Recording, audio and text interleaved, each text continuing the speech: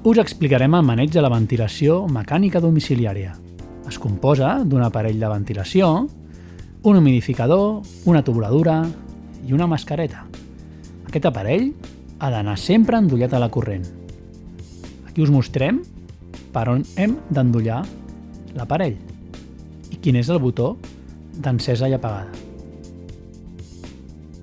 Disposem d'un humidificador, com dèiem, que ha d'estar juntament acoblat amb l'aparell a una alçada igual o inferior a la del pacient, amb l'objectiu de que no reflueixi humitat o aigua condensada cap a la boca del pacient. Depenent del grau d'humitat que vulguem aconseguir, podem graduar l'humidificador en potència 2 o potència 3.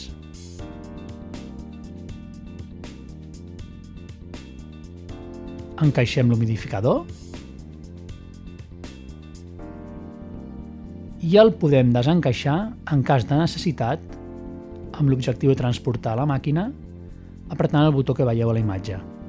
És molt important que mai transporteu l'aparell amb l'humidificador acoblat i amb aigua dins. Haurem d'omplir l'humidificador a una mica per sota de la línia que veieu i el podem buidar com es mostra a la imatge.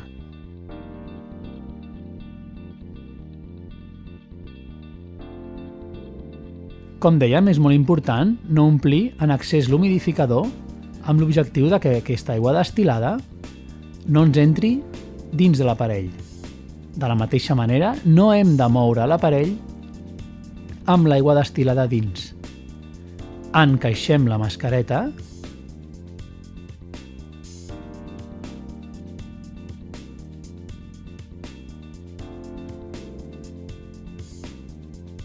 Tenim diversos indicadors de bateria i de connexió a la xarxa.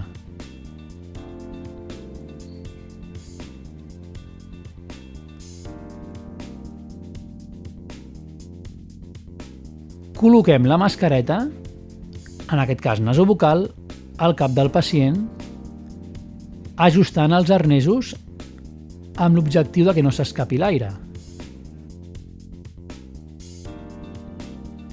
Podem encendre i apagar l'aparell apretant el botó.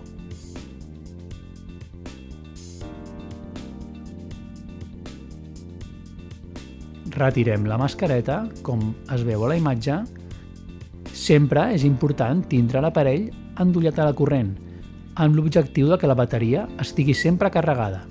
En aquest cas, a la pantalla veiem la imatge de l'humidificador que ens indica que aquest està funcionant.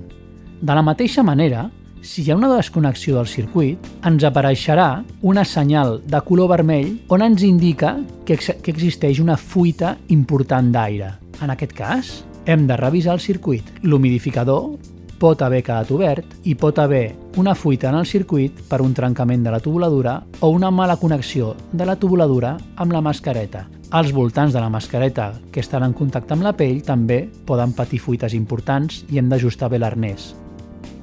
En el cas que marxi la llum, l'aparell ens indicarà que la bateria interna està en ús. Tenim unes 3 hores d'autonomia abans l'aparell es quedi sense bateria.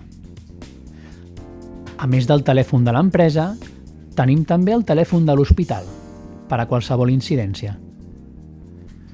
Les complicacions lleus que podem patir secundàries a la ventilació mecànica no invasiva les tenim descrites en el llibret informatiu que us donarem durant l'ingrés. Desmuntar l'aparell és molt senzill com es veu a la imatge.